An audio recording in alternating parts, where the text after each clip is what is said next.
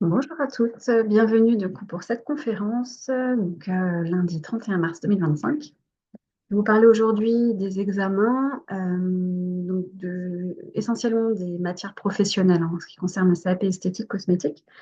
Je vous parlerai très rapidement quand même des matières générales, même si vous n'êtes pas en majorité à les avoir. Si vous avez des questions plus personnelles, vous n'hésitez pas par la suite à m'envoyer un petit message ou on peut prendre aussi un rendez-vous téléphonique ou en visio. Je vais vous parler aussi des caractéristiques qu'on attend de vos modèles pour les épreuves de pratique, et puis quelques astuces d'organisation. Puis si vous avez des questions, on terminera par des petites questions. Vous pouvez aussi les poser au fur et à mesure si vous le souhaitez dans le chat juste à côté. Voilà. Alors, donc, pour commencer, donc déjà, euh, les convocations pardon, d'examen ne devraient pas tarder à arriver. Là, on est donc le 31 mars, elles arrivent en général courant avril. Euh, il y a certaines académies qui les reçoivent même début mai. Ça dépend vraiment de chaque région. En tout cas, dès que vous les recevez, n'hésitez pas à me communiquer vos dates. Et puis, voilà, il faut voir ensemble si vous avez des questions, même jusqu'à la dernière minute. Il ne faut pas hésiter. Les épreuves commencent. Alors, il y a certaines matières générales d'oral qui peuvent démarrer fin avril.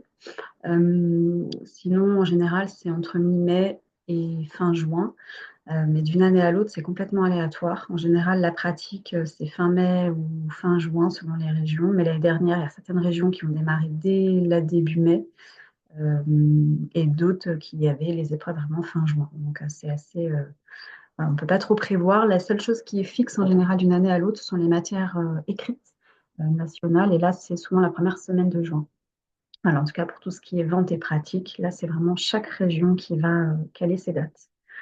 En tout cas, sur les épreuves, donc des matières professionnelles, vous avez trois épreuves principales. Vous avez l'EP1, l'EP2 et l'EP3. L'épreuve EP1, ça va concerner tout ce qui est technique au niveau des soins du visage, des mains et des pieds. La technique EP2, c'est une technique de pratique également, mais ça va concerner tout ce qui est soins des ongles, mains et pieds, pose de vernis classique au semi-permanent et les techniques d'épilation. Donc on est plutôt sur les fanères.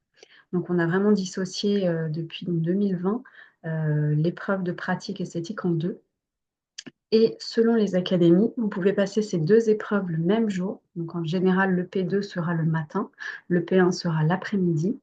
Mais il y a des académies qui ont dissocié et du coup, vous pouvez avoir 2 jours de pratique.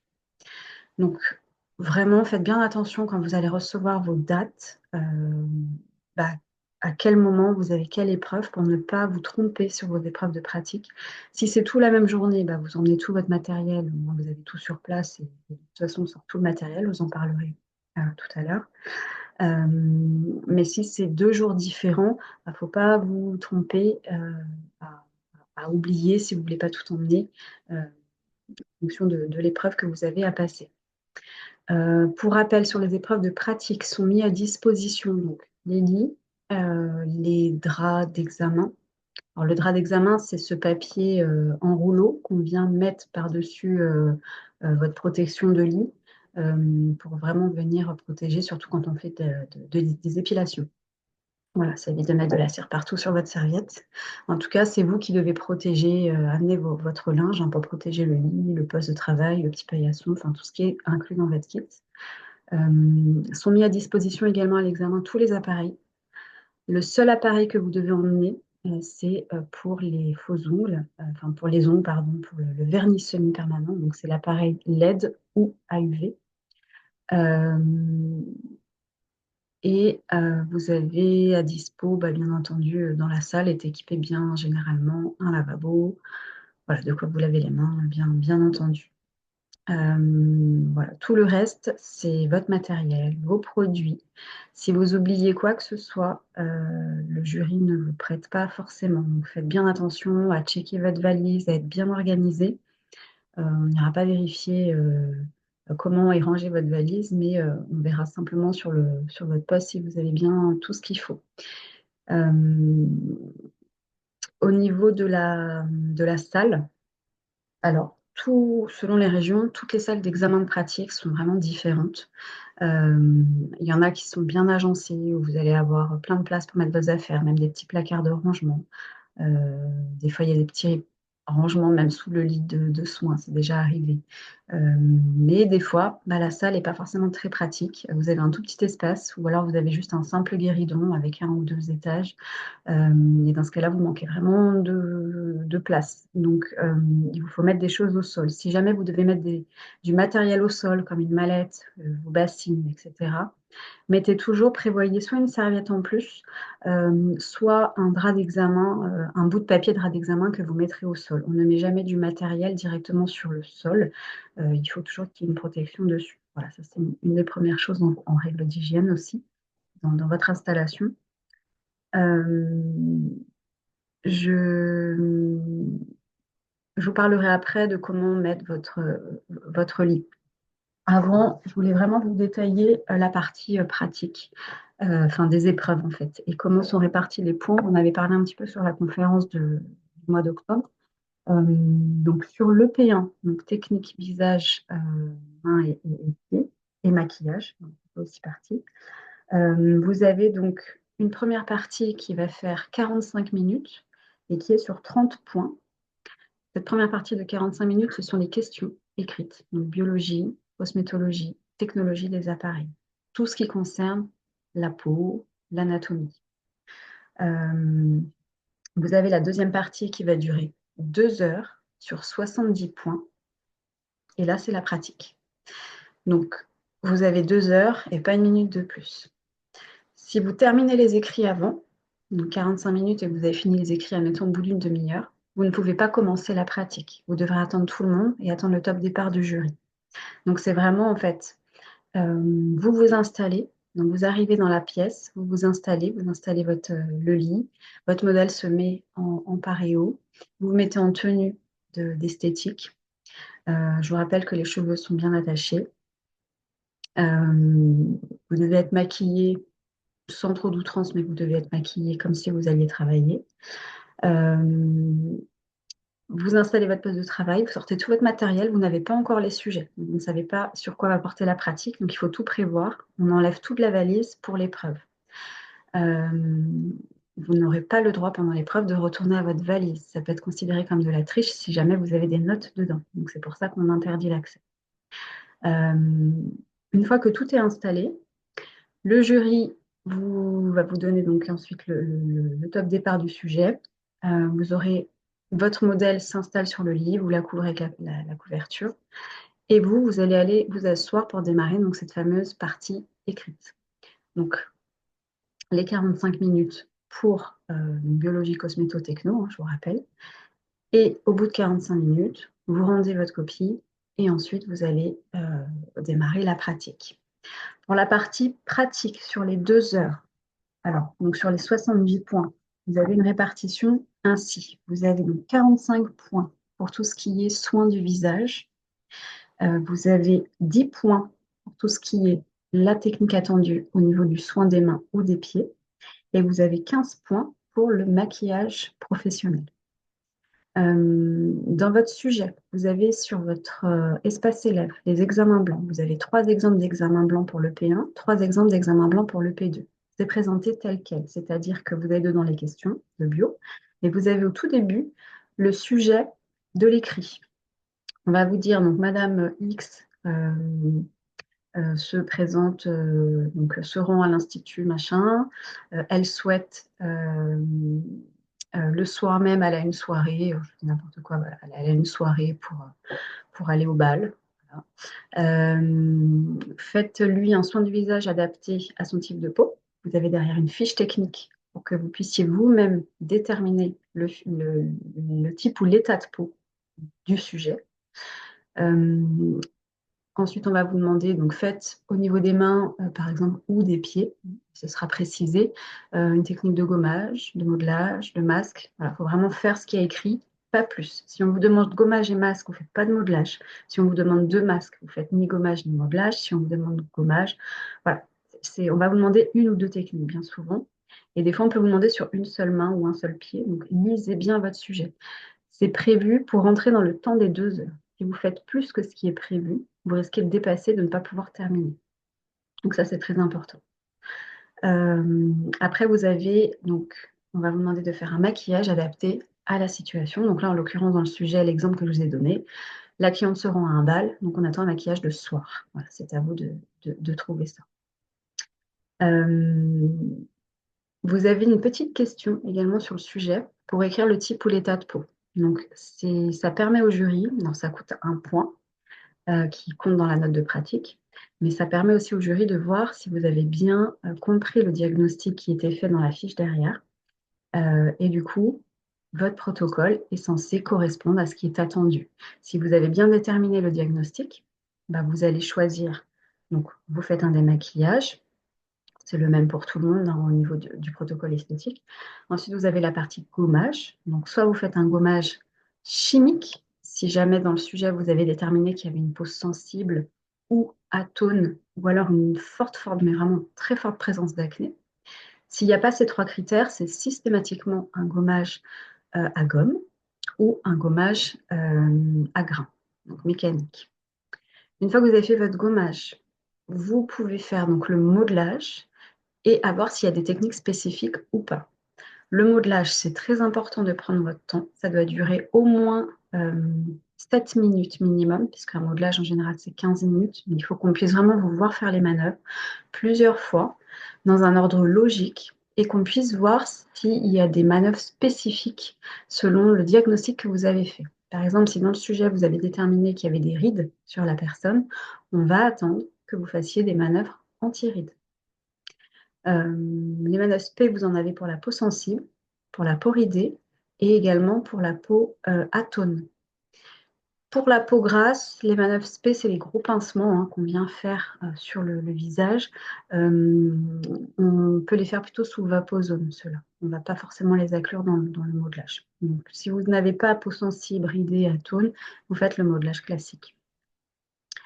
Une fois que le modelage est fait, donc vous avez le masque du visage à faire. Donc, soit ce sera un masque terreux complet si c'est une peau grasse qui est déterminée, un masque mixte si c'est une peau mixte qui est déterminée, à savoir terreux sur la zone T et crème sur les joues, le cou. Si c'est tous les autres types de peau, donc peau sèche, peau ridée, peau atone, peau sensible, etc., vous faites un masque crème, visage et cou. Voilà. Très important, on attend de vous l'utilisation d'un appareil. Donc les appareils, vous pouvez les inclure avant le modelage ou après le modelage. Donc à vous de déterminer selon l'appareil que vous allez choisir en fonction de sa spécificité, à quel moment vous allez pouvoir le faire. Il y en a certains qui peuvent se faire avant ou après, il y en a qui c'est systématiquement avant s'ils rentrent dans la phase de nettoyage. Donc vous avez tous vos exemples dans vos fiches protocole de votre cours, mais en tout cas à l'examen, ça va être important de le caler. Pour les appareils, je sais que la majorité d'entre vous n'ont pas forcément l'opportunité de pouvoir toucher, travailler avec les appareils.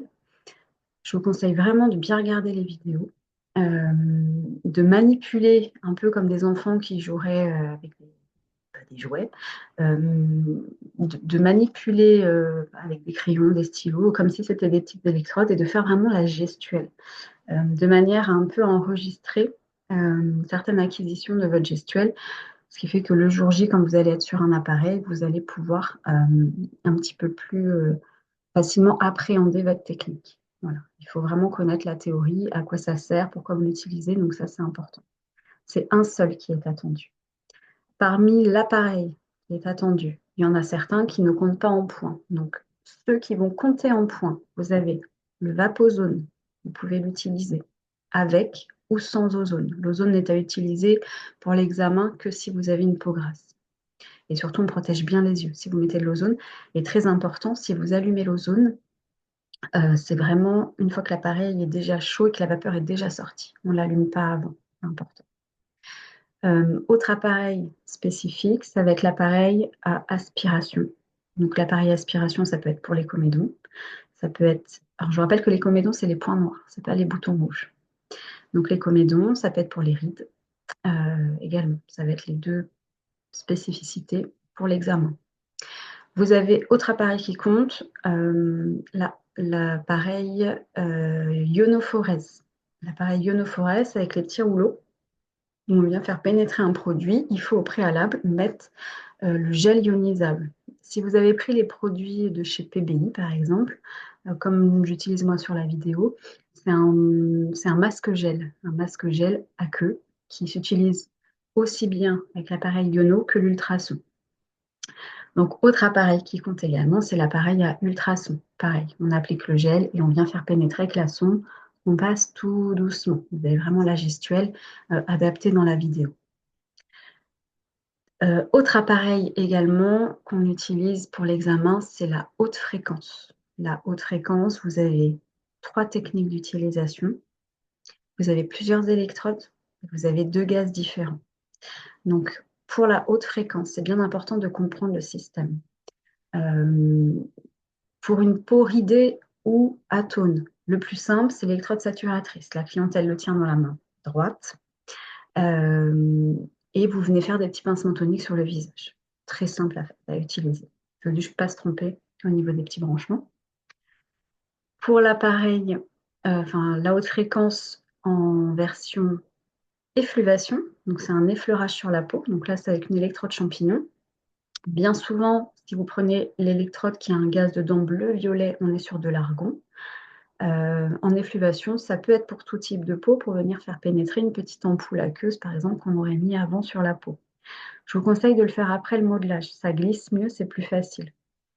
Si vous avez l'électrode qui est orange, donc gaz néon, c'est plutôt pour la peau sensible. Ensuite, vous avez la technique étincelage. Donc là, c'est toujours avec une même électrode, simplement on vient à quelques millimètres de la peau. Et là, c'est systématiquement l'électrode violette, bleu-violette, avec l'argon, puisque c'est pour venir cicatriser après une extraction de comédon. Donc ça se fera après un gommage. On aura fait l'extraction de comédon et on peut faire l'étincelage par-dessus avant de faire le modelage. Voilà. Donc voilà un petit peu comment ça se situe. Si vous maîtrisez bien votre sujet, vous ne pouvez pas vous tromper. Les appareils, c'est très important de bien les désinfecter avant, après, de bien faire vos branchements. Si vous avez un doute, parce que souvent ça peut être écrit en anglais, donc retenez un peu les mots-clés, comme j'ai pu vous montrer aussi sur les vidéos, high frequency, ultrason, tout ça c'est écrit, on arrive quand même à les déceler. Mais faites bien attention. Si vous avez le moindre doute, on ne prend pas de risque. Vous pouvez demander au jury si vous avez un doute sur un branchement, sur un fil, ou si vous trouvez que quelque chose est défectueux sur un appareil. J'ai déjà eu, il y a une dizaine d'années, une élève qui avait eu un appareil défectueux. C'était le Lucas championnière. À l'époque, on l'utilisait en examen. Aujourd'hui, ça ne compte plus en points, donc je ne vous conseille pas. Mais en tout cas, il lui manquait en dessous le socle et elle avait les fils à nu. Et vu que c'est un appareil qui va utiliser une lotion, elle aurait pu s'électrocuter. Donc, très important, le fait d'avoir nettoyé l'appareil, elle a pu constater que s'il y avait un défaut et du coup, elle l'a montré au jury. Donc ça, c'est très important vraiment que vous soyez attentif. C'est votre sécurité et la sécurité de votre modèle.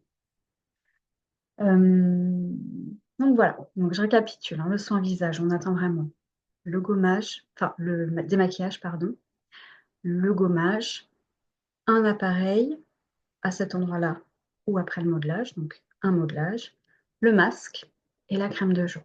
Ça, c'est vraiment 45 points pour toute cette partie-là. Il y a beaucoup de points sur le modelage, donc surtout soyez bien vigilante à ça.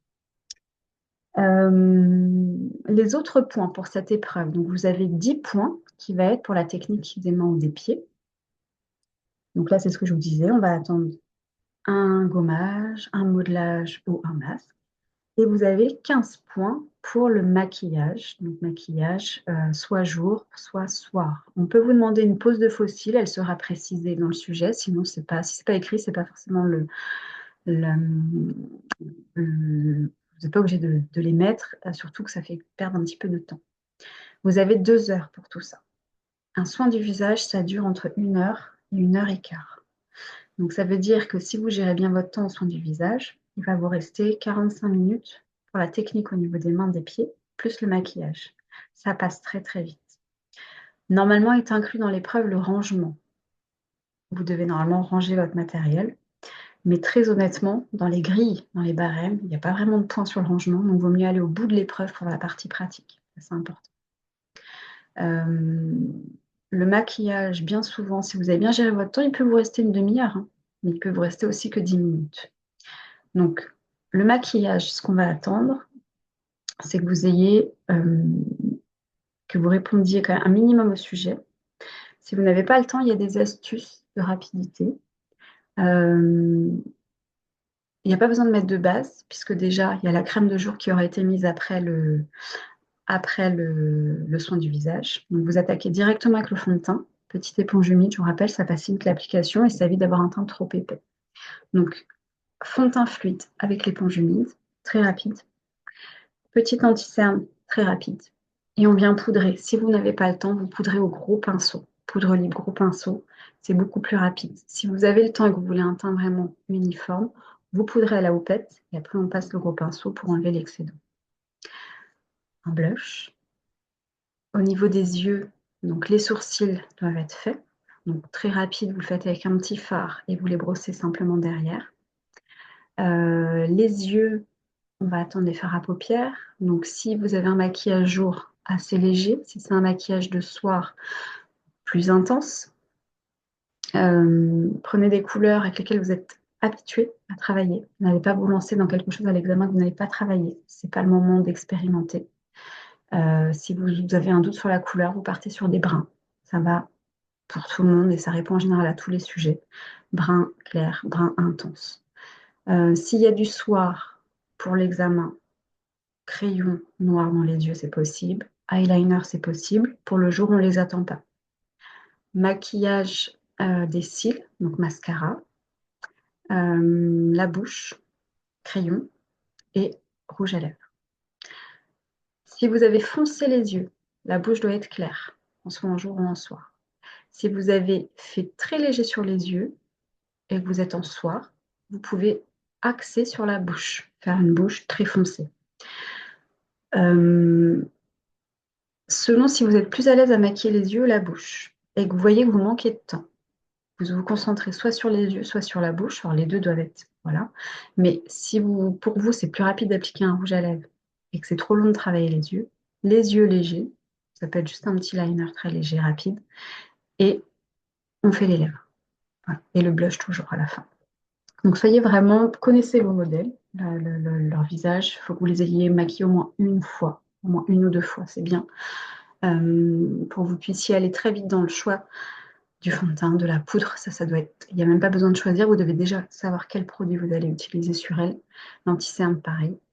Mais après, c'est voilà, au niveau des yeux et des lèvres, vous pouvez avoir différents coloris.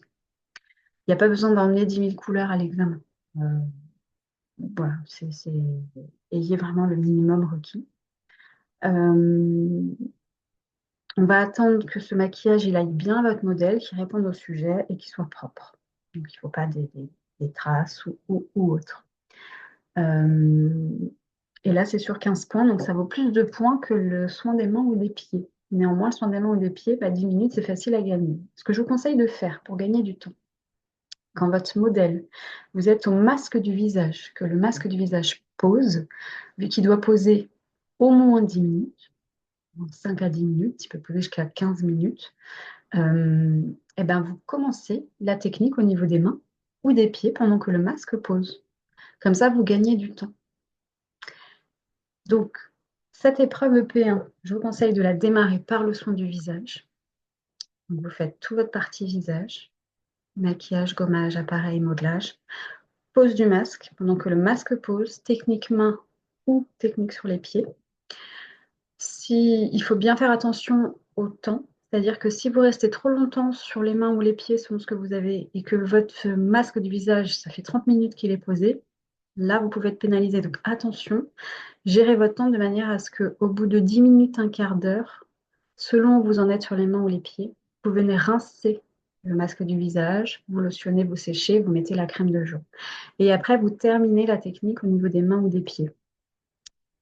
Par contre, Ne coupez pas une technique. C'est-à-dire que si vous êtes en train de faire un modelage sur les mains et que vous dites, oh là là, ça y est, ça fait 15 minutes et j'ai pas fini mon modelage, vous terminez le modelage des mains, on n'est pas à 1 ou 2 minutes près, et vous venez ensuite rincer le masque.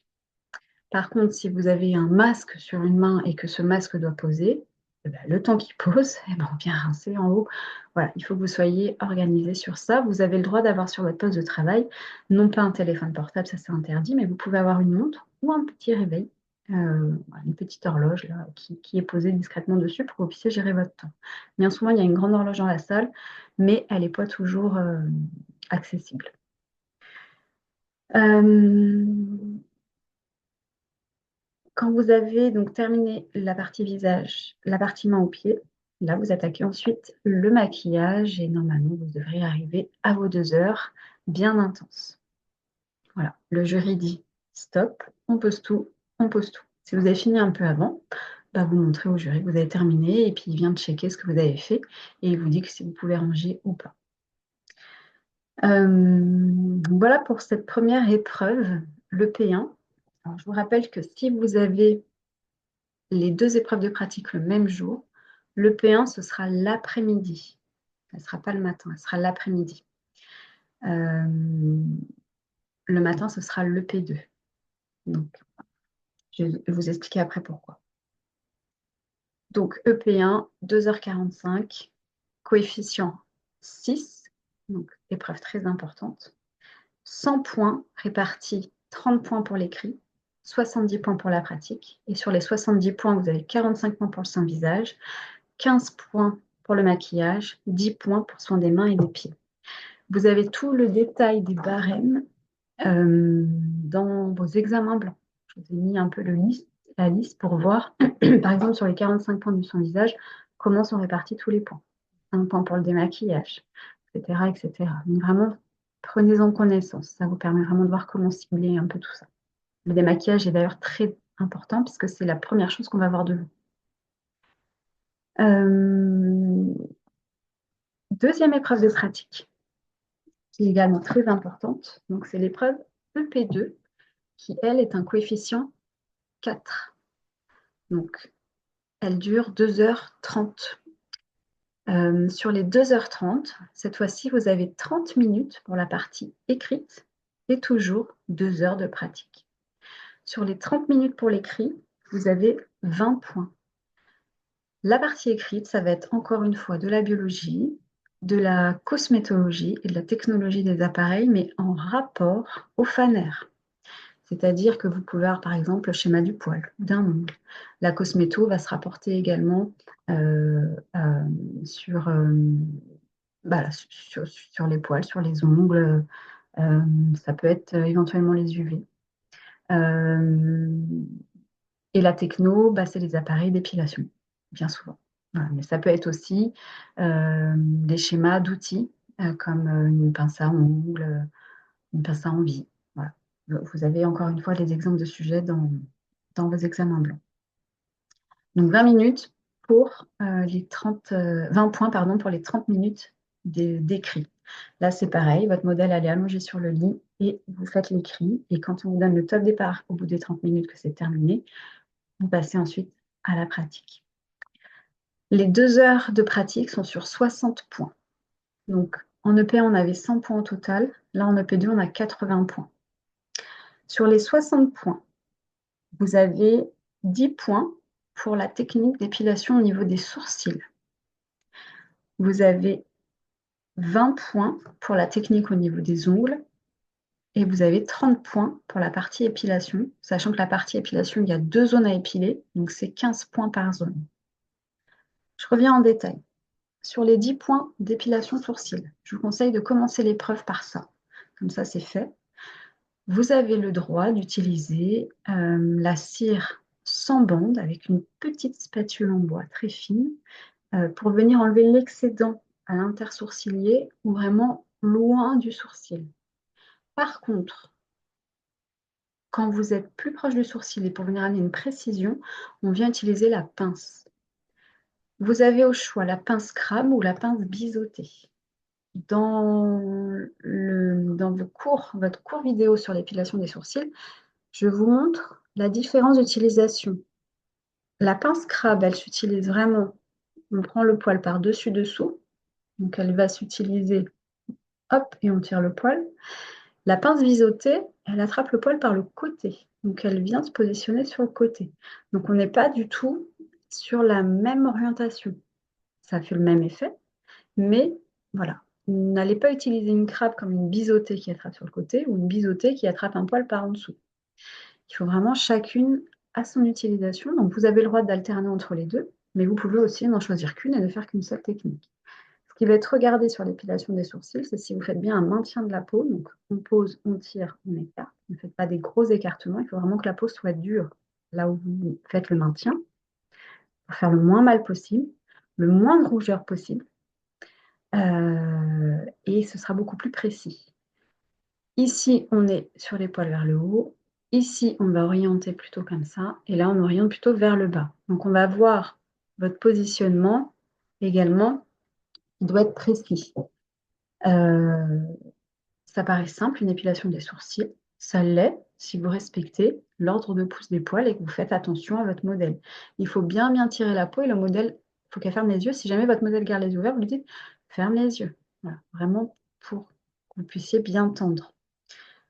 Une fois que vous avez terminé l'épilation des sourcils, donc, je vous conseille de prendre une petite brosse et de faire le petit bâtonnet pour montrer voilà, que vous savez faire les mesures des sourcils. Euh, Au début, ça suffit. On désinfecte avant, on désinfecte après, et vous avez le droit de mettre une petite crème. Euh, Donc ça, c'est 10 points pour tout ça. Donc c'est 10 points à gagner facilement. Mais si vous faites n'importe quoi, vous pouvez facilement les perdre aussi. Donc attention. Les hommes à épiler. Donc vous allez avoir 2 cires mis à disposition. Cire à bande, cire sans bande. On ne vous dira pas forcément laquelle est laquelle, c'est à vous de trouver. Si vous avez un doute, ne vous fiez pas à la couleur, à la texture ou autre, parce qu'elles peuvent avoir toutes les couleurs et les textures, il y a des paillettes ou pas, enfin, elles peuvent être toutes. Euh, Si vous avez un doute sur ce qui est, normalement, vous avez 2 petites spatules pour mélanger en bois qui sont au-dessus. Vous regardez sur laquelle ça colle encore. S'il y en a une, ça reste collant, c'est sûr, c'est la cire à bande. S'il y en a une où vous voyez que la cire est durcie, c'est la cire sans bande, tout simplement. Et s'il n'y a pas de petite spatule, vous prenez votre spatule et vous testez voilà, pour voir comment ça fait. Vous pouvez le mettre très discrètement sur votre main aussi si vous voulez, mais sinon, il n'y a pas besoin de le faire. Juste vous checker sur la spatule. Pourquoi je vous dis ça de faire attention? Parce que c'est déjà arrivé que des élèves se trompent de cire. Et j'ai une élève une année qui avait utilisé la cire sans bande sur les jambes. C'est juste une catastrophe parce que elle a perdu énormément de temps. Elle ne pouvait pas l'appliquer et en plus, elle avait pris du classe spatule inox pour appliquer une cire sans bande. Elle avait bousillé sa spatule. Enfin, voilà, c'était une épreuve catastrophe. Vraiment, elle avait beaucoup, beaucoup de mal à rattraper ces points-là. Bon, ça peut se rattraper, mais elle a perdu beaucoup de temps. Euh, donc, la cire sans bande, pour rappel, vous la faites uniquement avec la spatule en bois sur les petites zones, les aisselles, le maillot. Et la cire avec bande, vous la faites sur les grandes zones, demi-jambe, cuisses, avant-bras. À l'examen, on ne vous donnera pas d'autres zones à épiler. Pour le maillot, c'est soit un maillot classique, soit un maillot légèrement échancré. On ne va pas sur les lèvres, on ne va pas sur du très échancré, etc. Ça, on ne le fait pas. On préserve l'intimité et surtout, très important sur le maillot, il n'y a jamais les 2 jambes en grenouille en même temps, mais vraiment une par une. On préserve là aussi une intimité au niveau du modèle, vous êtes plusieurs dans la salle. Quand bien même en cabine, c'est toujours plus confortable pour le modèle. Les aisselles, vous pouvez faire lever les 2 bras en même temps. Et vous pouvez du coup travailler simultanément les 2 aisselles. Mais on ne tourne pas. Voilà, c'est toujours du même côté. Mais vous avez le droit aussi de faire aisselle par aisselle. Donc à ce moment-là, il n'y a qu'un bras qui est en l'air et quand vous avez tout terminé, on prend l'autre. Très important, talquez bien entre chaque application de cire. On ne met pas non plus trop de talc, mais un minimum. Déjà, si jamais il y a des petits saignements, transpiration. Et ça protège quand même un petit peu la peau aussi de la chaleur de la cire. Pour les jambes, donc demi-jambe, cuisse, avant-bras, la cire sans bande, l'astuce très très importante, c'est vraiment de faire le plus fin possible. Euh, En institut, ils utilisent des roll-on. Donc là, le fin se fait très facilement. Là, vous n'avez pas le droit. Donc c'est la spatule en inox. Il faut la pencher légèrement et vraiment pour aller le plus fin possible. Si vous êtes suffisamment entraîné, normalement, ça va aller tout seul. Ce serait bien d'avoir épilé au moins une première fois votre modèle sur toutes ces zones-là pour connaître un peu comment sont les poils, comment elle est sa réaction, que vous ne soyez pas surprise le jour J. Si jamais vous n'avez pas eu cette occasion, prévenez-la. Savoir si elle a déjà eu des épilations ou pas. Si c'est une première fois, voilà, prévenez qu'elle souffle. À chaque moment où vous tirez, elle souffle, ça réduit la douleur. Après, il y a certaines personnes qui n'ont pas mal, qui ne ressentent pas à grand-chose, donc tant mieux si vous avez un modèle comme ça. Il faut qu'il y ait des poils absolument, hein. Je vais vous parler après des critères pour le modèle. Donc voilà pour les zones à épiler.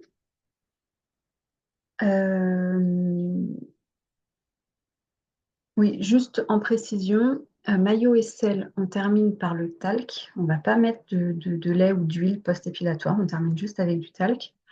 On n'oublie pas la pince hein, aussi à chaque fois. Donc on lotionne, on sèche, pince, talc. Par contre, les jambes, les bras, les cuisses, on peut terminer par l'application de l'huile post-épilatoire. C'est ce que je vous conseille, c'est le plus rapide. L'huile post-épilatoire est spécifique pour l'épilation, donc elle contient un antiseptique. Donc il n'y a pas besoin d'aller lotionner. Si jamais il reste des parties collantes, vous allez mettre des bouts de coton, ça va être la catastrophe. Donc simplement à l'huile, vous appliquez, vous massez et vous laissez tel quel. Voilà. Donc tout ça, c'est sur 30 points, parce que vous avez 15 points par zone. Donc si jamais il y a une zone où vous êtes un peu voilà, trompé, enfin où vous avez un petit peu galéré, il y a l'autre zone aussi qui peut vous rattraper. Donc surtout, allez au bout. Ne vous inquiétez pas. Puis, ça se passera peut-être très très bien pour les deux zones. Pour les ongles, donc vous avez 20 points. Et là, on va vous demander deux choses différentes. Soit vous avez un soin des ongles, main ou pied, plus pose de vernis classique. Donc je vous rappelle que le soin des ongles, c'est vraiment ce que vous avez sur les vidéos. Donc vous avez le démaquillage, vous avez coupe, limage, trempage, travail des cuticules, pince à envie, sauf sur les pieds. La pince à envie, je vous rappelle que c'est pour couper uniquement les petites envies, les petits bouts durs sur les côtés. En aucun cas, on vient couper la cuticule. Interdit. Pour le CAP esthétique, en esthétique, on ne coupe pas la cuticule. D'ailleurs, même en règle générale, c'est pas très bon de le faire parce que c'est une peau protectrice aux bactéries. Donc, c'est pas forcément très bien, même si beaucoup de prothésistes le font. Bon, c'est un autre sujet. Donc, cuticule. On vient ensuite appliquer l'huile et on masse. On dégraisse et ensuite on applique. Là, on peut venir polir si on veut, si on a le temps, mais c'est pas obligatoire. Ensuite, on applique la base transparente, une couche de vernis, deux couches de vernis, le top, et c'est terminé. Soit vous avez ça, tout ce bloc-là, soit vous avez le semi-permanent. Donc là, ça va être une préparation de l'ongle, plus pose de semi-permanent, main ou pied. Donc la préparation de l'ongle, il n'y a pas de vidéo qui est faite, mais vous avez le protocole qui est détaillé. Tout simplement, il y a moins de choses que dans le soin des ongles, mais c'est la même gestuelle. On va utiliser donc pareil le démaquillage, coupe limage, euh, pas de trempage. Là, il n'y a pas de trempage. On vient travailler les cuticules à sec, donc on n'utilise pas d'eau émolliente. Donc on prend un petit bâtonnet en bois et puis on vient repousser tout simplement les cuticules. Il n'y a pas d'utilisation de pince à envie non plus dans la préparation de l'ongle. Et ensuite, on vient, et là, c'est ce qui est aussi la différence, c'est qu'on vient griffer l'ongle, donc avec le bloc blanc, ça va venir un peu griffer l'ongle pour accrocher le semis. Le semis, vous avez une base, deux couches, et ensuite le top. Maintenant, il y a certains semis qui ont la base intégrée dedans. Donc, dans ce cas-là, vous allez directement faire votre première couche, on catalyse, deuxième couche, on catalyse, Le top, on catalyse, on dégraisse. Et après, on applique l'huile pour tout masser. Il n'y a pas de dépose à l'examen. Vous devez simplement connaître la technique d'un point de vue théorique pour la partie écrite, mais on ne vous demandera pas de faire de dépose en pratique. Donc tout ça, c'est sur 20 points. Il faut que vous ayez votre appareil. LED, c'est plus rapide. Si vous n'avez pas et que vous avez un appareil à UV, c'est OK. Astuce, prévoyez une rallonge, que ce soit pour cet appareil-là ou pour les autres appareils électriques, selon la configuration du lit, de la pièce. Alors, soit vous pourrez tourner le fauteuil si vous avez une prise plus près du mur, soit vous pouvez donc brancher une rallonge et vraiment pour que vous soyez confortablement installé pour pouvoir pratiquer. Au niveau de votre position, tout ce qui va être soin visage, épilation, voilà, vous êtes debout. Tout ce qui est technique précise au niveau des mains ou des pieds, vous êtes assise. Donc, vous avez un petit tabouret à dispo. Par contre, ne faites pas rouler le tabouret en vous asseyant dessus. Levez-vous si vous devez aller chercher des choses. Vous pouvez avoir un petit plateau. Si votre poste de travail est un petit peu loin, un petit plateau pour les techniques des mains, des pieds, et vous l'amenez sur le lit. Ça vous permet voilà, d'emmener les instruments nécessaires et ça évite de faire plein d'allers-retours. Économisez-vous, c'est aussi gagner du temps. Donc, vous avez donc 2 heures pour tout ça. Je récapitule le P2. Donc, 30 minutes l'écrit, c'est 20 points. 60 points la pratique, donc 10 points pour les sourcils, 30 points pour les 2 techniques d'épilation, 20 points pour les ongles. Sur ces 2 heures-là, je vous conseille de commencer donc par les sourcils. Ça va prendre à peu près 10 minutes, 5-10 minutes. Ensuite, vous allez avoir la technique, je vous conseille de faire l'épilation. Selon la zone, l'épilation, ça va vous durer 15-20 minutes par zone, voire 30 minutes. En tout cas, sur cette première heure, vous pouvez aller jusqu'à 1h15, on va dire, pour les sourcils plus les 2 zones à épiler. Il faut que vous gardiez au moins 3/4 d'heure pour la technique au niveau des mains ou des pieds. Et là, vous êtes bien. Voilà. Si jamais l'épilation a pris un peu de temps, bon, il y a les techniques au niveau, si vous avez juste une préparation et du semis, en soi, des fois en 20 minutes, c'est fait. Bien souvent, cette épreuve EP2, les 2 heures, on arrive à finir des fois un peu avant, bien souvent. Alors que le P1, c'est plus difficile, il y a finalement plus de choses dedans. Alors, pour vous parler un petit peu des caractéristiques modèles. Donc, je vous disais que si vous avez ces 2 épreuves le même jour, on commence par le P2 et on finit par le P1 avec la pause, bien sûr, de déjeuner le midi. Pour le P2, donc tout ce qui est épilation, etc., votre modèle ne doit pas être maquillé. Très important, parce que vous attaquez l'épilation des sourcils. Il ne faut pas que vous démaquillez et vous n'aurez pas le temps. Donc là, le visage ne doit pas être maquillé. Les sourcils doivent avoir des poils d'entretien, donc ils ne doivent pas être épilés. Les jambes, les aisselles, les maillots, enfin toutes les zones, voilà, doivent avoir des poils. Si jamais vous avez un modèle qui est blond, qui a des poils qu'on ne voit pas beaucoup, ou haute, en transparent sur le côté, si on voit qu'il y a une longueur, c'est OK. S'il n'y a pas du tout de poils, vous pouvez avoir 0 sur la partie épilation parce qu'il y a des jurys qui estiment que s'il n'y a pas de poils, eh ben, on ne vous note pas. Même si vous faites une technique, une gestuelle, etc. Donc, c'est très important qu'il y ait des poils. Au moins un minimum de longueur. S'ils sont trop courts, vous allez galérer. Voilà. Donc, si c'est quelqu'un qui s'est rasé les jambes, par exemple, 2 jours avant, non. Vraiment prévenez vos modèles qui puissent les laisser pousser à l'avance. Et si vous avez un modèle que vous n'êtes pas sûr, un plan B, et bien le plan B aussi, il laisse pousser à l'avance. On prévoit. Donc des poils. Et il faut qu'il y ait du vernis classique foncé sur les mains et sur les pieds. Donc ça, c'est les critères pour le P2. Pas de maquillage, des poils, du vernis classique foncé, mains et pieds. Et bien entendu, pas de piercing apparent ou autre. Tout ça, c'est pour la sécurité avec les appareils électriques, surtout en soins visage. Et il ne faut pas que votre modèle ait des faux ongles, résine, gel, etc. Il faut vraiment que l'ongle soit naturel. Vernis, mais naturel. Pour le P1, votre modèle, il y a une petite nuance. Là, votre modèle, il faut qu'il soit maquillé parce que vous allez la démaquiller pendant l'épreuve. Donc, il faut qu'elle soit maquillée. Teint, yeux, lèvres. Astuce. Pour le teint, poudre. Anti-cerne poudre. Vous embêtez pas à avoir trop de fond de teint, trop à démaquiller. Ou alors, un fluide léger. Mais il ne faut pas que ce soit un teint trop épais, vous allez perdre du temps pour la démaquiller. Les yeux, le mascara, mettez que au bout. Pas de liner, pas de crayon, parce que c'est très chiant à démaquiller. Tout au fard. Des fards foncés, c'est facile. Fard foncé en ras de cils, au-dessus, voilà, on peut avoir du fard.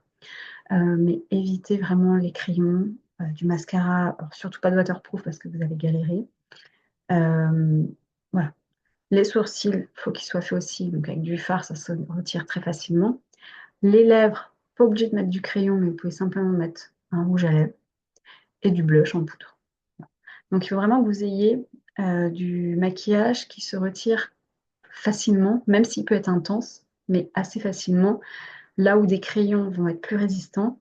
euh, voilà, tout ce qui est rouge à lèvres directement ou fard directement, c'est plus facile à enlever.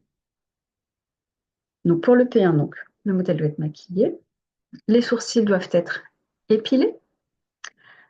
Les ongles des mains et des pieds ne doivent pas être maquillés, donc pas de vernis, pas de faux cils, pas d'extension de cils, pas de maquillage semi-permanent et pas de piercing, voilà, sur le visage. Donc ça, c'est ce qu'on attend de l'EP1.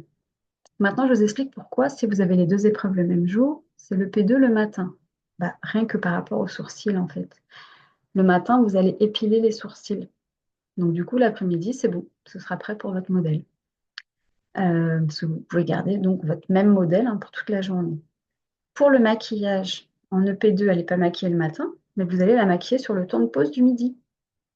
Comme ça, vous savez exactement comment faire vos astuces. Et l'après-midi, du coup, elle sera maquillée pour l'épreuve. En général, le temps du midi, vous avez souvent 2 heures, 1 heure et demie, 2 heures. Donc ça vous laisse le temps de manger, de déjeuner, de préparer votre modèle. Mais le modèle ne se prépare pas dans la salle d'examen. Donc il faudra prévoir votre petite trousse à maquillage dehors. Autre critère, les ongles. Donc pour le P2 le matin, les ongles doivent être vernis. Pour le P1 l'après-midi, ils ne doivent pas l'être. Le matin en EP2, si vous avez retiré et remis du vernis classique, donc pendant le pause du midi, prévoyez un dissolvant à coton, comme ça vous pouvez retirer le vernis, c'est beaucoup plus facile. Par contre, si le matin, vous avez une technique de semi-permanent sur les mains ou sur les pieds, le jury sera tolérant que votre modèle, elle ait du vernis l'après-midi, puisque vous n'allez pas forcément avoir le temps de faire une dépose sur le temps du midi. Donc ça, pas de panique s'il y a du semi-permanent. Par contre, si c'est du classique, il faut que vous l'ayez retiré sur le temps du midi. Donc voilà, il faut prévoir sur votre temps de midi, donc trousse de maquillage et dissolvant coton. Voilà. Si vous souhaitez avoir deux modèles différents, c'est possible aussi, tant que ça correspond aux critères attendus pour l'épreuve. Simplement, donc vous avez votre modèle avec vous le matin. Il faut que le modèle pour l'après-midi soit vraiment, vraiment à l'heure. Voilà, qu'elle ne vous fasse pas un faux bond dans la journée. Et du coup, vous pouvez avoir un autre modèle pour l'après-midi. Si les deux épreuves sont 2 jours différents, là c'est pareil. Ça peut être la même personne sur les 2 journées en correspondant aux critères attendus, ou ça peut être 2 personnes différentes. Voilà. Donc ça, vous verrez, c'est votre propre choix, votre propre organisation pour le modèle. Euh, Donc voilà, pour les épreuves de pratique, j'ai pris un peu plus de temps pour vous expliquer tout ça parce que c'est vraiment très important et c'est souvent ce qui vous interroge quand même le plus.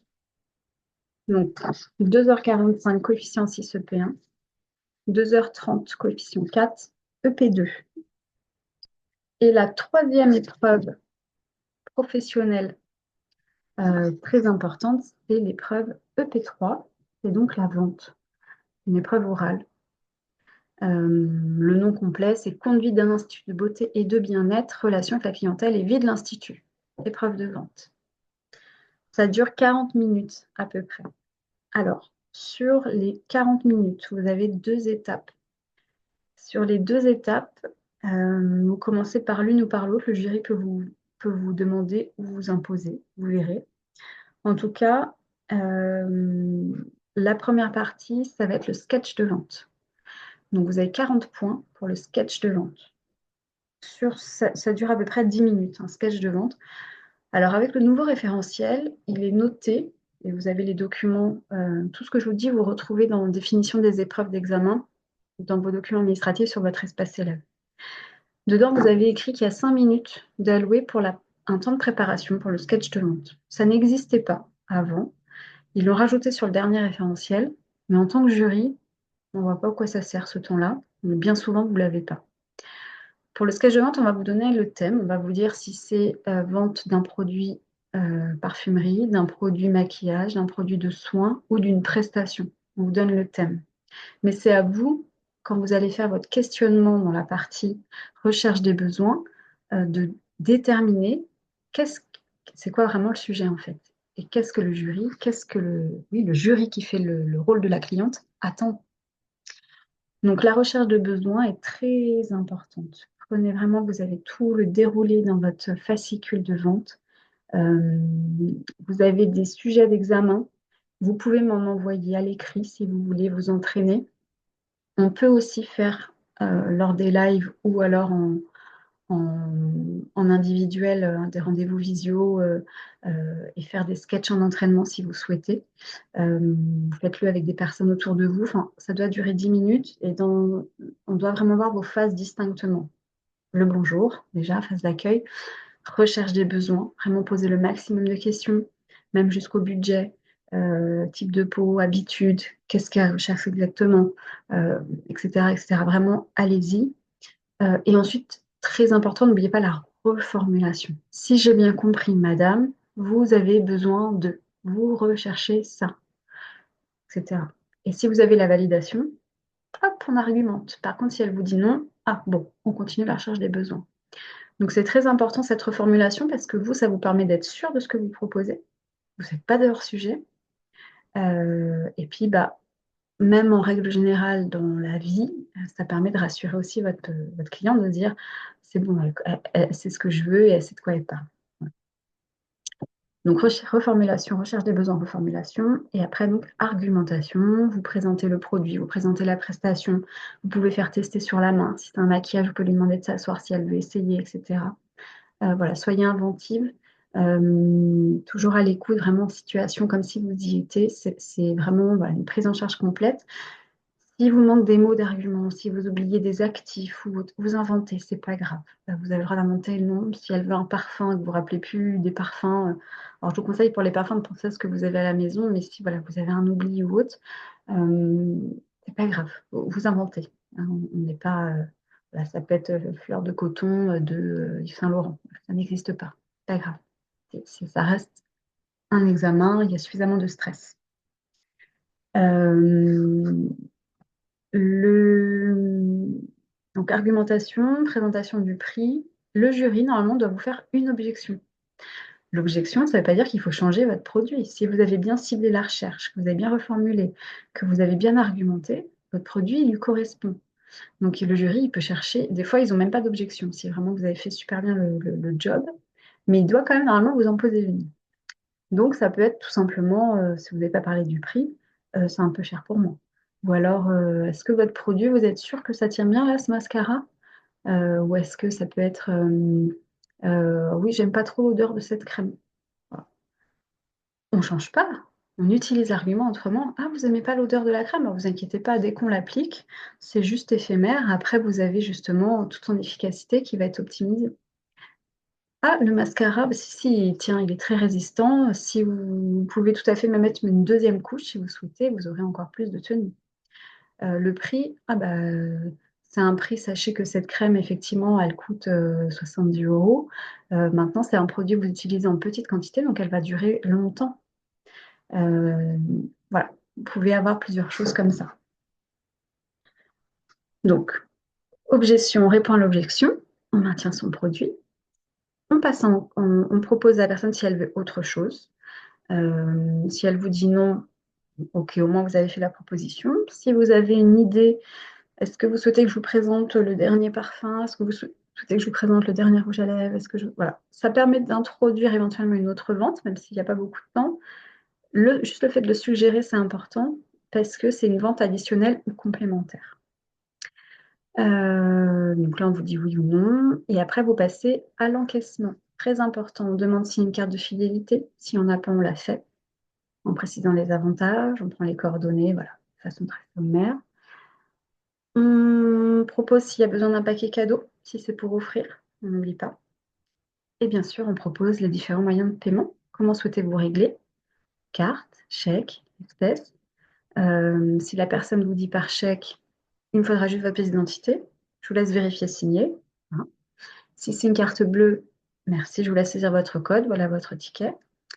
Si c'est en espèces, on garde des espèces qu'elle fait semblant de nous donner, on lui rend la monnaie avec l'autre main et ensuite on range. Voilà, c'est des petites choses comme ça de sécurité d'encaissement.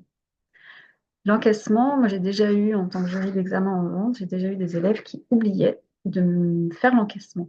C'est un peu dommage parce que tout est bien et, du coup, bien souvent, je suis repartie sans payer.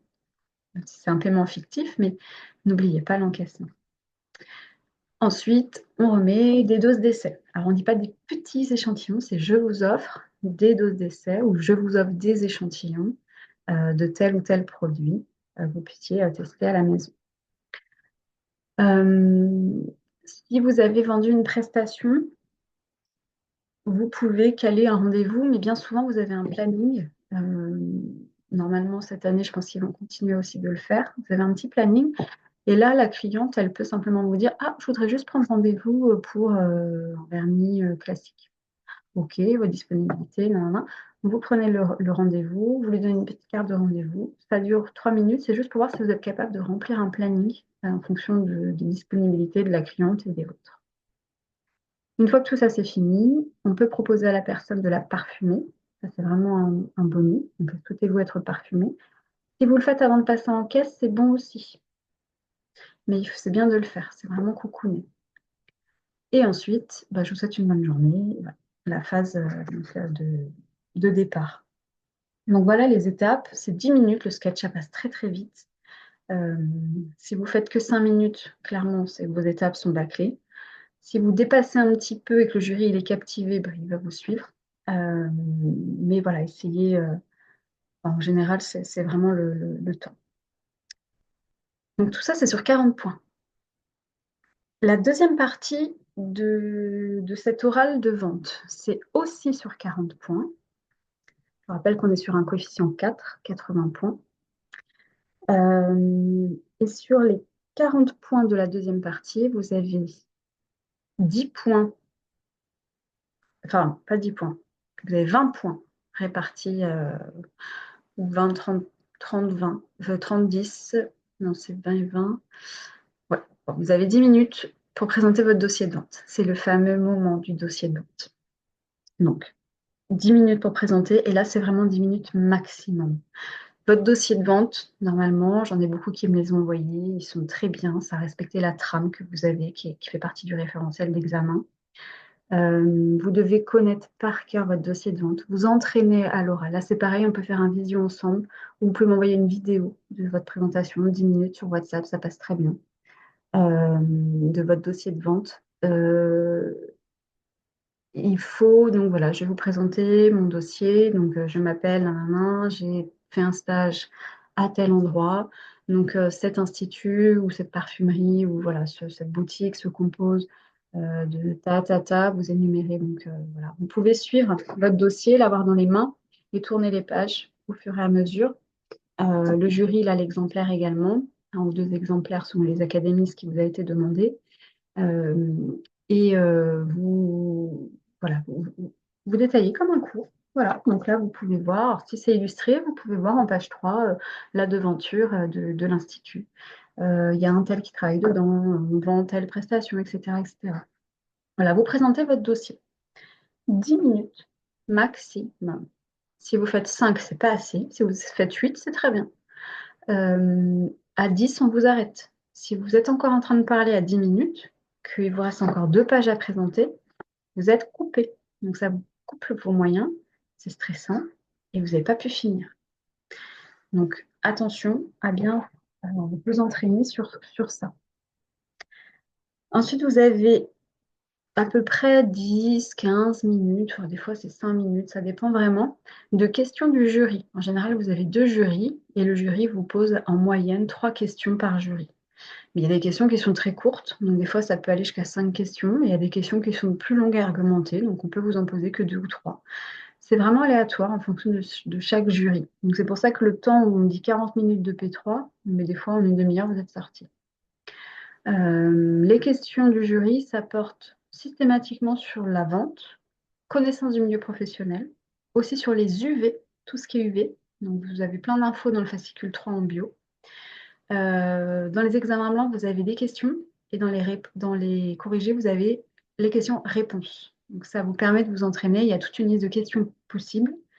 Néanmoins, ça peut être des questions qui sont aussi en dehors de cette liste-là. Ça peut être des questions aussi en rapport à votre dossier. Si vous avez parlé d'une technique particulière ou autre et que ça interpelle le jury, on peut vous poser des questions en rapport à ça.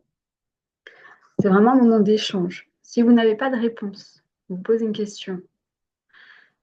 Alors, des fois, vous pouvez inventer, ça passe. Mais si vraiment vous êtes bloqué, vous dites, je suis désolée, là, je perds un peu, voilà, je perds un peu le fil, je n'ai pas la réponse, je ne m'en rappelle plus. Voilà. Ou je ne connais pas cette réponse-là, j'ai jamais vu. Enfin, voilà. Très simple. Désolée, j'ai pas la réponse. Ok, il va vous poser une autre question. Restez pas bloqué. C'est pas grave. Toutes les preuves ne jouent pas à une question. Puisque vous avez vu, il y a eu le sketch de vente, votre présentation du dossier. Donc vous avez 40 points, 20 points, enfin 40 points pour le sketch de vente. Et sur les 40 points du dossier, bien souvent, c'est 30 points souvent qui sont sur le sketch et 10 points sur les questions. Ou alors ils répartissent 20-20. Ça dépend des années, ça dépend des jurys. Mais vous avez les barèmes aussi dans les examens blancs. Ça permet aussi de vous guider à peu près. Ce qui est très important pour vos épreuves, euh, pour les épreuves de pratique, déjà, je reviens un petit peu dessus. Donc, votre tenue blanche, propre, un ourlet qui est fait au niveau du pantalon, des chaussures sans talons qui ne font pas de bruit dans la salle, fermées, une petite ballerine, c'est parfait, ou des petites rythmiques que vous avez chez Decathlon blanches. Euh, Pas de mèche de cheveux tirés. Si vous avez les cheveux très courts, bon, voilà. Si c'est court avec des mèches qui tombent, vous pouvez mettre un petit bandeau. Pas de grande boucle d'oreille. On peut mettre voilà, des petits clous, il n'y a pas de souci. Euh, pour la vente, là, vous devez être habillé comme si vous alliez à un entretien d'embauche. Donc, ça peut être un tailleur, ça peut être une petite robe. Vous avez le droit d'avoir des chaussures ouvertes, des petits talons, euh, du vernis. Vous avez le droit. Alors que pour la pratique, aucun vernis et vos ongles courts.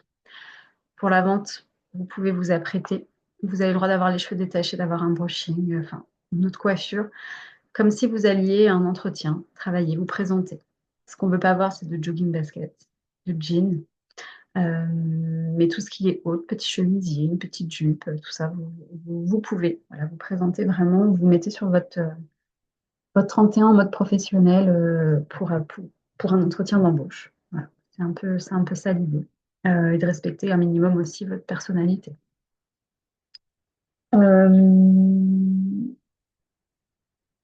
Est-ce que déjà il y a des questions? Si on a eu pas mal de choses, je check un peu.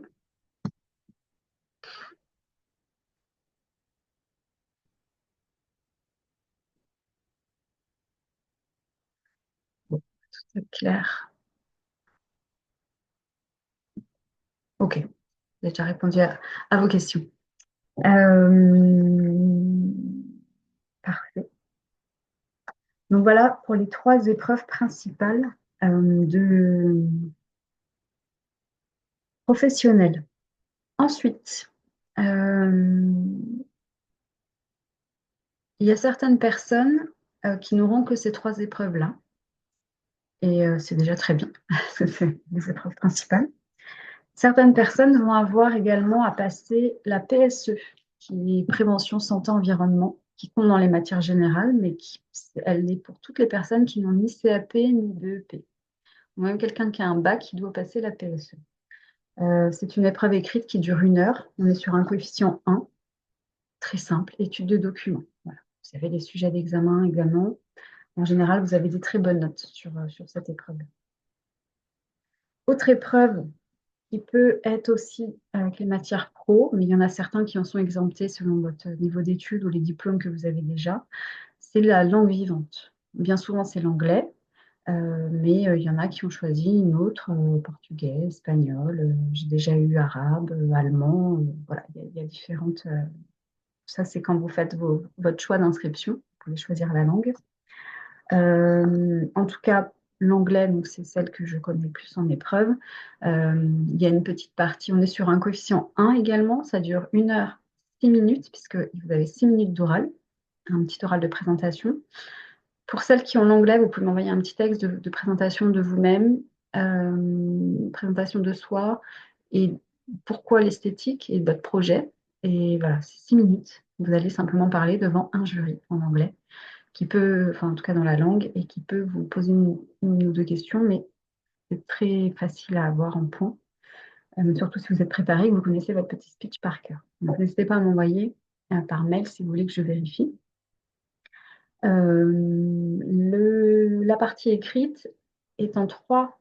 Il y a une partie où il y aura un audio, un QCM à cocher, une partie où il y aura des questions en français, il faut répondre en anglais, et la dernière partie, c'est l'inverse. C'est toujours en rapport, tout est cohérent. Donc, tout ça, c'est coefficient 1. C'est une épreuve qui peut faire peur au départ. On se dit, voilà, c'est une langue étrangère, mais en général, ça se passe. Il y a quand même de très bonnes notes aussi. Et il y a une épreuve facultative qui est l'épreuve d'art appliqué. Vous avez des entraînements dans vos cours, hein, en art appliqué. À savoir que avant, c'était systématiquement en rapport à l'esthétique, c'était une épreuve obligatoire. Et depuis 2020, ils l'ont rendue facultative. Et c'est rapport à tous les CAP. Donc, vous n'aurez pas forcément un lien à l'esthétique. On n'attend pas des beaux-arts, on attend, voilà, vous répondez à un sujet. Il y a, je sais plus, 2 ans, je crois, ils ont une tablette de chocolat. Il fallait faire le packaging de la tablette de chocolat. Donc, voilà, on n'attend que des techniques simples, des techniques à séchage, enfin, qu'il n'y a pas de séchage, donc pas de peinture, voilà, c'est pas d'aquarelle, enfin, c'est vraiment... ça peut être une pastel sèche, ça peut être des crayons de couleur, des feutres. Enfin, vous pouvez utiliser toutes ces techniques-là. Il faut juste bien lire et répondre au sujet. C'est une épreuve facultative, ce qui veut dire que ne compte que les points au-dessus de 10. Si jamais, on ne sait jamais, vous vous êtes planté ou autre et que vous avez moins de 10, vous faites un hors-sujet, bah, ça ne comptera pas. Tout ce que vous avez au-dessus, c'est du bonus. Donc, il y en a beaucoup qui prennent cette épreuve. Je la conseille souvent pour les personnes qui ont des matières générales à passer, parce que ça permet de gagner des points.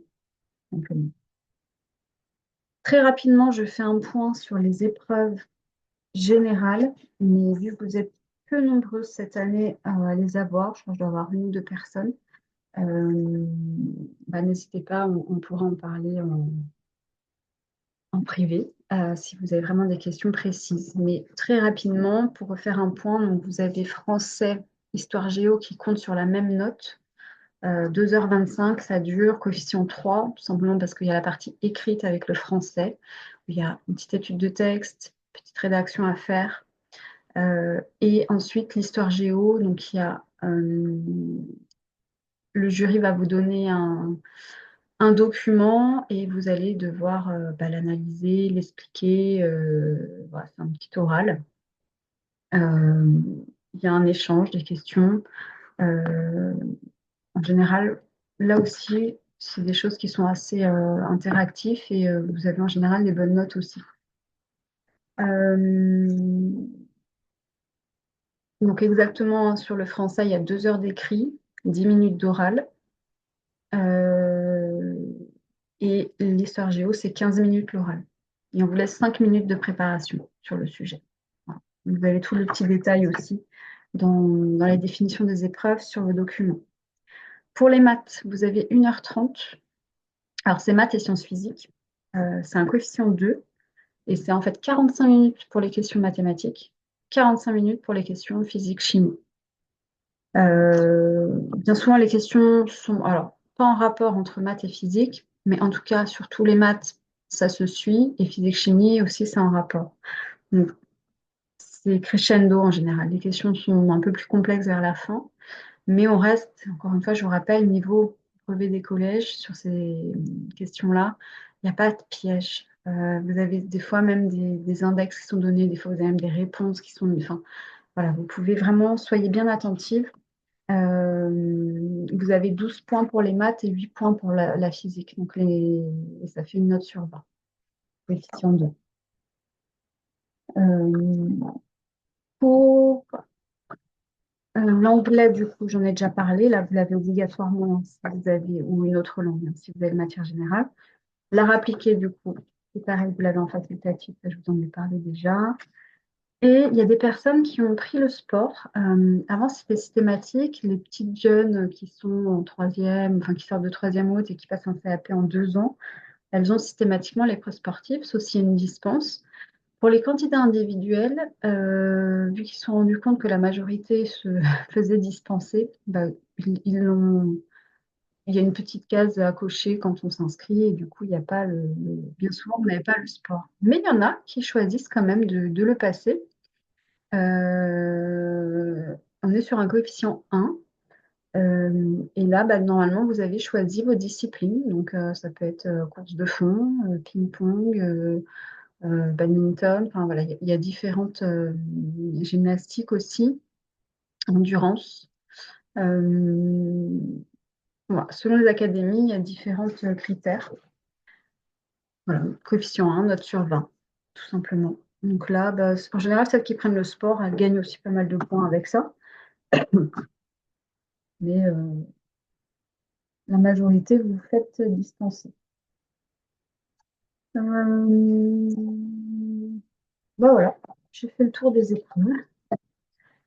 Donc, pour rappel, donc matière générale, français, histoire géo, c'est ensemble coef 3. Maths, physique, chimie, c'est ensemble coef 2. Le sport, si vous l'avez, coef 1. La langue vivante, coef 1. La PSE, coefficient 1. Art appliqué, bah, coefficient 1, mais en tout cas, point bonus, tout ce qui est au-dessus de 10. Et pour la partie pro, donc EP1, coefficient 6, EP2, coefficient 4, EP3, coefficient 4. Euh, voilà. Je regarde s'il y a d'autres questions.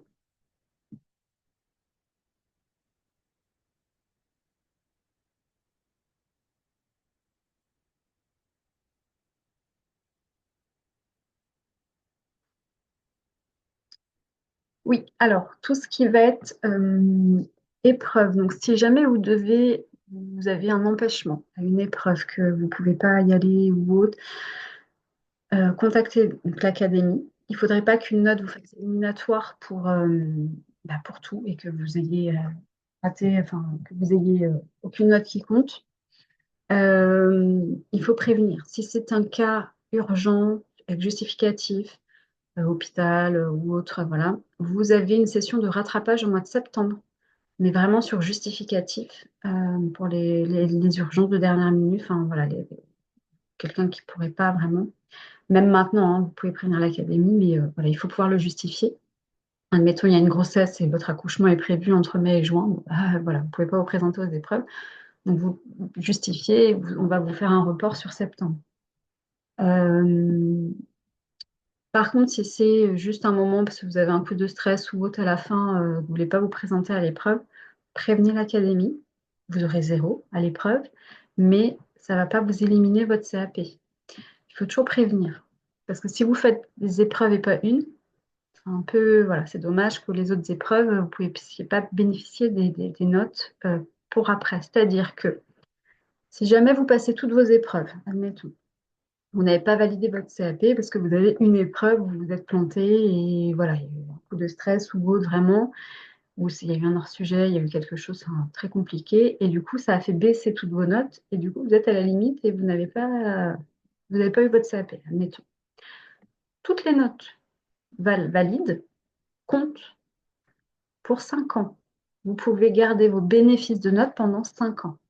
Ce qui veut dire que l'année d'après, vous pourrez ne repasser que l'épreuve où vous n'avez pas eu les points suffisants. Et ça pendant 5 ans. Voilà. Donc c'est plutôt bien, ça évite d'avoir à repasser là où vous avez validé. Donc mon conseil, c'est que, admettons, voilà, vous passez, je sais pas, vous commencez par la vente, vous dites, oh non, non, non, là, ça va pas, ça s'est très mal passé, j'ai tout raté, j'annule et je vais à rien d'autre. Grosse erreur, très grosse erreur. Pourquoi? Parce que peut-être que vous allez cartonner les autres matières.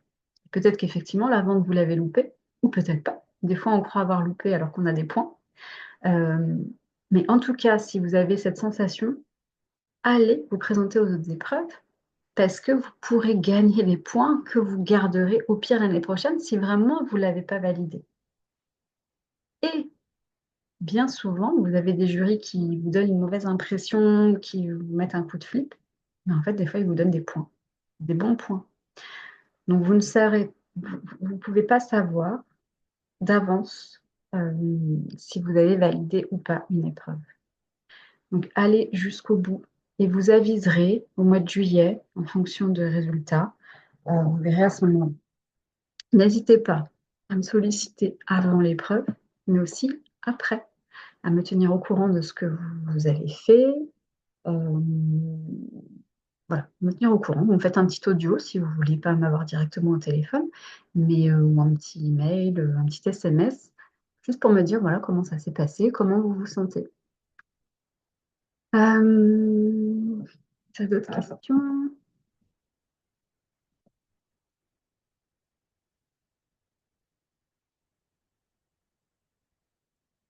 Donc oui, les tenues, j'ai dit tout à l'heure, hein, tout ce qui est pratique, tenue blanche, chaussures blanches, mais vous n'arrivez pas en tenue blanche, vous vous changez dans la salle, hein. Donc vous êtes en tenue de ville et vous vous changez dans la salle. C'est vraiment la tenue de pratique, c'est vraiment réservé à la pratique. Et pas de tenue de pratique pour la vente. La vente, vous êtes là, vous arrivez dans votre tenue depuis l'extérieur, dans votre belle tenue d'entretien d'embauche, quoi. Et pour les écrits, là, on s'en fiche. Vous pouvez y aller en jean basket, ça, c'est pas important. Hum.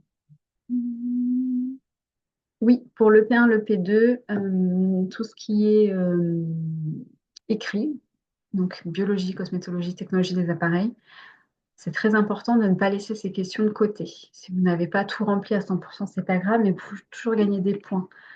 Si vous ne travaillez pas suffisamment cette partie écrite, c'est dommage parce que ça veut dire que la pratique va vous demander de rattraper des points d'écrit. C'est très lourd. Il faut savoir que les notations en pratique ne sont pas évidentes. On a plutôt tendance à partir de 20, 20 sur 20, et on enlève des points. Tuc, tuc. Ça, ah, on enlève un petit point là. Ah là, elle a bien fait son démaquillage, mais oui, non, voilà, je vais lui mettre 4 sur 5. Voilà. Bien souvent, le jury ne met pas les notes max, même si c'est bien fait. Donc, vous ne vous retrouvez jamais avec un 20 sur 20 en pratique. Si vous avez au final 13 sur 20, c'est super, très bonne note. Si vous avez 14 sur 20, waouh, 15, oh, excellent. J'ai déjà eu des élèves à distance qui ont eu 16 sur 20 sur la partie pratique. C'est exceptionnel. Vraiment, très très bonne note. Et j'en ai d'autres qui vont avoir 12 sur 20 et c'est très bien, très bonne note, très bien. 12 sur 20, c'est tout à fait correct. 11, c'est moyen, mais ça va, ça passe, on a validé. 10, voilà, c'est un petit peu, il manque des petites choses quand même, c'est moyen, c'est pas trop, mais bon, c'est validé. 9, ouais, il manque des trucs là. Et en dessous de 9, bon, voilà, souvent c'est des hors-sujets ou vraiment que votre gestuelle est très mauvaise. Ou il y a du stress, ou il y a des choses, voilà, ça peut. Mais en tout cas, en termes de points, euh, c'est pour ça que les écrits inclus dans la pratique, c'est des points en plus qu'il ne faut pas laisser de côté, parce qu'en fait, les points de pratique ne sont pas faciles à aller chercher. Euh, Quand vous aurez vos résultats en juillet, si vous avez l'impression d'avoir cartonné, c'est trop bien et tout, et que vous retrouvez qu'un 12, soyez pas déçus. Vraiment, une bonne note. Vous avez un 16, ouh, vous pouvez sortir 2 bouteilles de champagne, pas juste une, mais 2. Et voilà. Et puis, il y a des jurys qui sont aussi plus ou moins tolérants, plus ou moins rudes. Voilà, il y a toujours ça. Il y en a beaucoup qui n'aiment pas mettre tous les points. Ils vont mettre un minimum de ce qu'il faut. Moi, voilà, les petits conseils pour les épreuves de pratique, faites votre bulle. Vraiment une bulle de cocon avec vous, votre modèle. C'est votre moment. Vous avez votre sujet. Vous prenez une feuille. Vous prenez sur la feuille du sujet. Euh, et vous faites un petit brouillon. Voilà, je vais commencer par le démaquillage. Je vais faire un gommage chimique parce que j'ai vu qu'il y avait de la rougeur sur les joues, donc c'est sensible. Je vais faire l'appareil à ionophorèse. Je vais faire mon modelage. Je vais faire un masque crème. Dans mon modelage, je vais faire des petites ventouses parce que c'est une peau sensible. Euh, Après, on me demande un masque crème sur la main gauche. Ah bah, sur les deux mains. Voilà, donc je vais faire. Pendant que mon masque crème y pose, je vais poser mon masque sur mes mains. Après, je vais rincer. Voilà, petit protocole écrit. Ah, c'est un maquillage pour un entretien d'embauche. Ah, bah, c'est un maquillage jour. Donc je le ferai après. Voilà. Vous faites un petit listing. Ça prend 3 minutes, mais au moins ça vous rassure et vous suivez la trame. On ne regarde pas les voisines. C'est pris pour de la triche. Et surtout, vous, ça vous déstabilise. Donc restez bien focus, bien concentré dans votre bulle. On prend en charge son modèle. Elle a une petite couverture à la froid, on lui monte bien le plaid. On vient travailler sur le cou, on descend le plaid. On a fini, on remonte le plaid. Euh, voilà, soyez toujours délicate, attentive. Ne parlez pas avec votre modèle, juste des petits mots. Est-ce que ça va? Est-ce que tu peux bouger? Ferme les yeux, ouvre les yeux. Vraiment des petites choses très simples, mais pas de bavardage. Euh, voilà, on reste focus. Votre dossier, vous, le jury peut passer. Soyez pas perturbés. Une petite bulle, ça c'est très important. Vraiment. Euh, et pour la vente, bah là pour le coup, si vous faites votre bulle de renfermer, là ça ne va pas. Donc, là au contraire, la vente, il faut plutôt rayonner. Donc c'est plutôt dire, voilà, moi je viens, je sais, je connais mon dossier par cœur, je sais ce que j'ai pas eu, je suis très stressée, mais je vais y arriver. Soyez souriante, même si vous bafouillez, vous vous trompez dans un mot, vous vous trompez dans une page, c'est pas grave. Tant que vous gardez le sourire, vous dites bonjour. Pour la vente, c'est vraiment voilà, ce côté avenant. Si on voit que vous êtes motivé et motivante, le jury, il va être beaucoup plus tolérant si jamais vous bafouillez ou vous vous trompez sur un petit truc et que vous vous reprenez juste après. Donc, pas de souci. Ben voilà, je pense qu'on a fait le tour. Ouais, on arrive pile à 11h30 pile. Je regarde s'il y a une dernière question. Oui, les dossiers de vente à envoyer, les dossiers de vente, quand vous allez recevoir votre convocation d'examen, vous allez normalement avoir aussi un petit mot pour dire d'envoyer votre dossier au centre d'examen. Donc, si c'est au centre d'examen, vous regardez dans votre convocation, c'est l'adresse où vous passez l'épreuve EP3, parce que des fois, ce n'est pas les mêmes lieux. Donc, attention à ça. Vous l'envoyez vraiment là où vous avez le P3 à passer. Euh, Pas recommandé. Envoyez toujours par recommandé, comme ça vous gardez une trace. Ça, c'est très important. Voilà. Il